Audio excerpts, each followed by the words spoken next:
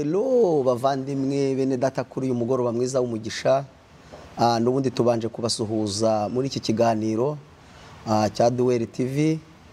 Gahunda murayimenyereye ni kora neza. Kora neza mwene data, kora neza wowe Imana yahamagariye kuba kuri iyi si kugira ngo iyi si uko wayisanze ntazaba ariko uyisiga. Kandi ni karibu. Nanone murabizi ko twahawe buri gitondo kugira ngo buri gitondo tugire ibyo tugenda dukemura mu buzima bwacu. Icyo gitondo nta wundi wagitanze n'umwami Imana. Rero nge muganira kuri iki kiganiro ni Reverend Benjamin Kwitonda. Kuri uyu mugoroba ariko nasanze ntari buze ngenyine, maze iminsi nza ngenyine, ariko uyu munsi nazanye n'inshuti yanjye umuvandimwe akaba ari Karangwa, ariko n'ubundi araje abibwire. Ni karibu Karangwa muri iki kiganiro. Murakoze cyane. Umeze neza? Meze neza cyane, cyumweru cyiza. Turashima Imana ko yabanye natwe umunsi wose, tukaba tugejeje aya masaha nta gikuba cyacitse. Ayo yose ni amashimwe ku Mana. Wowe se iki gitondo Imana yagiye iha abantu kugira ngo bagire ibyo bagenda bagira ibyo bagenda batunganya, cyane cyane ko mu buzima hari igihe abantu baba baragiye bagira ibyo bagenda bica. Niyo mpamvu twabwiye abantu ni muri iyi minsi ni byiza ko tugira gutangira ubuzima bwiza, twibuka ko dufite buri gitondo cyo gutangira ubuzima. Yego. Wowe iki gitondo cy'uyu munsi wa none cyakugendekeye gute? Igitondo cy'uyu munsi cyagenze neza. Burya gupanga ni ukwacu, ariko gusohozwa nuko Uwiteka. Rero Imana yadushoboje uyu munsi kuba twabyutse bikemera, tukanapanga bigakunda, hanyuma tukabasha no kugera mu nzu yitiriwe izina ry'Imana. Nta mahirwe arutayo. Ayo ni amahirwe meza. Buri wese buriya ku giti cye yakumva ko yagera mu nzu y'Imana, ariko ishozwa n'abake. Muri abo bake rero natwe tuba twagira ubuntu. Ni intambwe ikomeye. Ntago ari ibintu byo gufata uko umuntu abonye, ahubwo ni amashimwe, kuko tuba twabitekereje turi benshi ariko hakagera bake. Uvuye gusenga se? Mvuye gusenga. Ubu tuvugana mvuye gusenga. Ariko wanyereka rwose yiri muri kwitambira n'ubwo bunini bwawe. Ubona bimeze gute? Hariya ntago wamenya ko ari jewe. Ariko unundi Kara abiryoshye. Bimeze neza. Nararikirana buri wese, cyane cyane abatuye muri Kentucky mu mujyi wa Louisville. Aha habera ibintu bikomeye cyane. Habera ibintu bikomeye muri revival. Ndararika abantu rwose baze. Hanze ni habi, nta cyiza kihari, ariko burya mu nzu y'Imana habera byinshi kandi byiza. Murakoze. Ariko Kara, nge nta nubwo njya nkumenyera. Hari umunsi umwe nigeze nakubona ku kiganiro ahantu hamwe, ndatekereza ko ari kuri TV imwe yitwa Umucyo Family. Yego. Icyo gihe rwose numvishije urimo witakuma urimo uri kuvuga ngo hana Imana ngo yakuvanye ngo epfiyo ngiyo, wari hari impyisi n'ibindi. Ariko ubundi uri muntu ki? Ibyo bintu wabibagamo gute? Watubwira ubwo buzima wari urimo, buri ubuzima wari urimo bonaga bumeze bute? Bwari ubuzima butoroshye, kure cyane rwose. Iriya hepfo kure cyane aho bita za Karushuga, niba uhazi, ntago mbizi, na za Cyamunyana. Hepfo kure aho haza abantu batuye mu burasirazuba, iyo hepfo hafi y'u Rwanda, aho umupaka w'u Rwanda na Tanzania ku Kagera. Aho ngaho twaragiye inka kabisa. Ndavuga nti uyu ni umurimo uryoshye. Uriya aba n'abantu abungeri nabo urikomojeho, numva birandyoheye. Hari abantu bakomeye cyane, bari abantu bitwa abashumba. Bariya rero buriya ngo na Yesu niho yabanje. Yesu yahakoreye ibintu bikomeye. Buriya abashumba ni abantu bakomeye, mu rundi rurimi babita abungeri. Hariya iyo hepfo rero niho. Uti nabayeho mu buzima bwo gushumba, umushumba w'inka. Ndatekereza ko ubwo buzima bwari bubi cyane. None uyu munsi wa none wicaye muri USA, muri Amerika, ndakubona rwose umeze neza. Iyo ugereranije ubuzima bw'icyo gihe ndetse n'ubwo urimo uyu munsi wa none, wabwira iki inshuti zacu n'ubundi tumaze iminsi tuganira ku bijyanye n'ubuzima, dore ko nagiye mvuga ko ubuzima ari impano y'Imana, akaba ari n'urugendo rw'ubuzima abantu bagendamo kandi rusa naho rugoye. Wowe urwo rugendo rwawe muri make byagiye bigenda kandi rwose wirekure, niba ari n'ahantu wajyaga uvugira n'inka ukavuga, simbizi uko byajyaga bigenda, njye ntabwo nigeze mbaho muri ubwo buzima, ariko uratubwira byabaga bimeze gute wenda muri makeya? Muri make bwabaga ari ubuzima butoroshye kandi bukomeye, kuko ntabwo byoroshye. Umushumba iyo izuba rivuye aranyagira, iyo izuba rivuye izuba riramwica, birumvikana. N'iyo imvura iguye iramunyagira. Rero urumva ko ubuzima bwose buje bumusanga aho ngaho. Ndumva ari uko nguko bimeze. Kara ni akazi katoroshye, ariko kubera Imana irebera hose icyarimwe byose bigenda neza. Niba warabaye umushumba rero, ngaho rwose vuga nk'ikivugo kimwe cy'abashumba. Kivuga harya bavuga twabaye abashumba, ugasanga wenda wariragiraga wenda nk'ingurube cyangwa se waragiraga ibintu bidasobanutse cyangwa ari udutama. Ubundi waragiraga inka zingahe?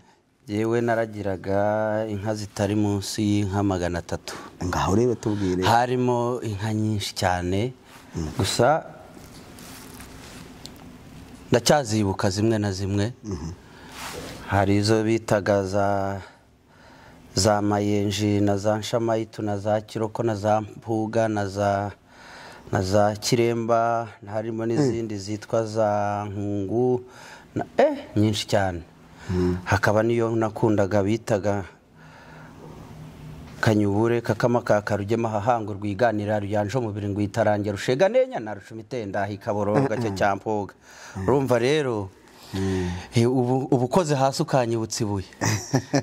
Ubukoze hasi ukanyibutsa ibuye rwose. Buriya ubuzinkumbuje. None se Kara, nk'umuntu wabaye mu nka, ko dufite abandi benshi bakiri mu buzima nk'ubwo wabayemo kandi bumva ko isi yabacikiyeho, wababwira nk'iki muri aka kanya? Ijambo ryahindura ubuzima. Ijambo ryahindura ubuzima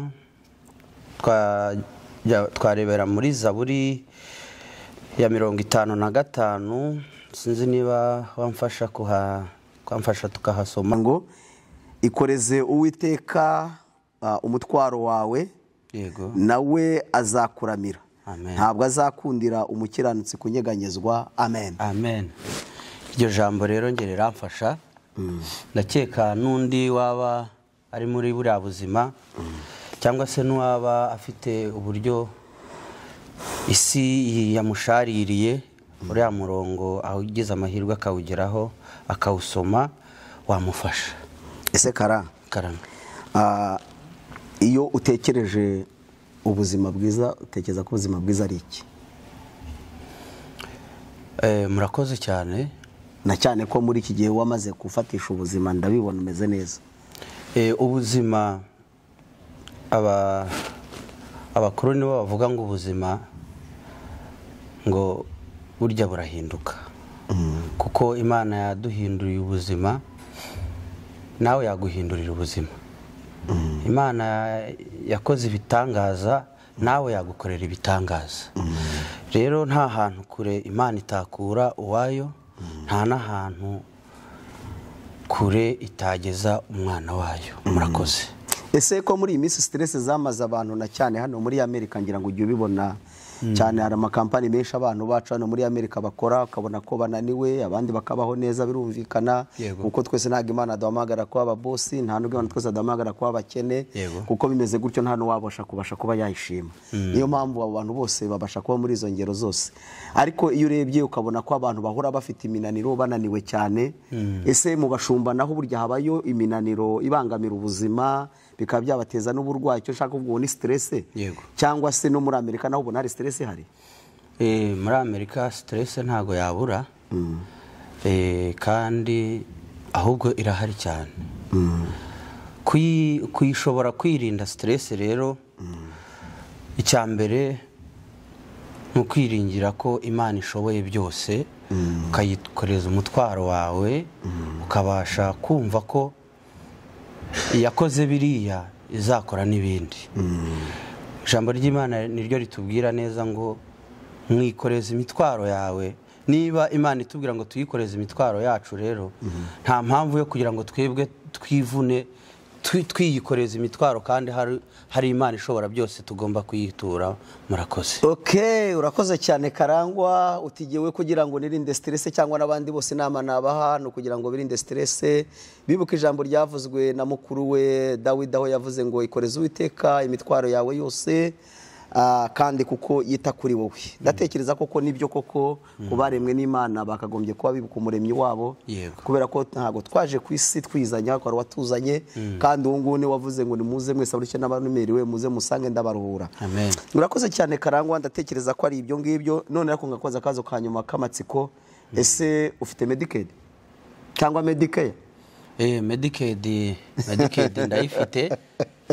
ndayifite rwose Medicaid kuko n'ubwishingizi ariko nanone nkagira n'ubundi bwishingizi nkura kuri Nyagasani. Imana ishobora byose. Hari Medicaid isanzwe tuzi. Hari umuntu washekeje ngo iyo uri gushaka ngo ubwishingizi ngo hari igihe ngo iyo ubishije ngo stress zagufashe ngo ujye usirimba.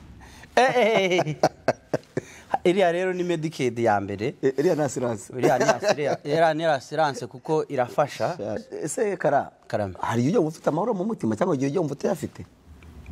Amahoro mbere byabagaho ariko kuri ubu ngubu ntago kuko mfite unyikorerera imitwaro ntago ibyo bikunze kumbaho. Niyo bibaye nirinda kubyegereza umutima. Murakoze cyane. Urakoze cyane Karangwa. Najya ngo tuganire twumve kandi ndatekereza ko turabyumvise na Imana itavana umuntu itamugeza abari mu buzima bubi babaye mu buzima bubi mu gihe cya kera. Uyu munsi Imana ishobora guhindura amateka. Nicyo twabona twabwira abantu abari abashumba uyu munsi wa none baba barakomeye. Mu rugendo rw'ubuzima byose birashoboka. Cyambe no guhaguruka abantu bagakora. Ndatekereza ko ari cyo kintu twabwira abantu bose. Naho stress zo zirahaguruka zishobora guturuka mu miryango, zishobora guturuka mu kazi, zishobora guturuka mu nshuti zawe, zishobora guturuka n'ahandi. Ntaho stress itava. Ariko kwirwanya biroroshye. Nuko stress ntago igomba kugukoroniza ngo wemere gufate bugwate, ahubwo wakiga kubana nayo kandi ukamenya kuganira. Wakumva igufashe ukamenya kuganira n'umubiri n'umutima kugira ngo itakurenga. Murakoze cyane. Icyambere ni amahoro yo mu mutima kandi amahoro yo mu mutima nibwo buzima. Murakoze cyane.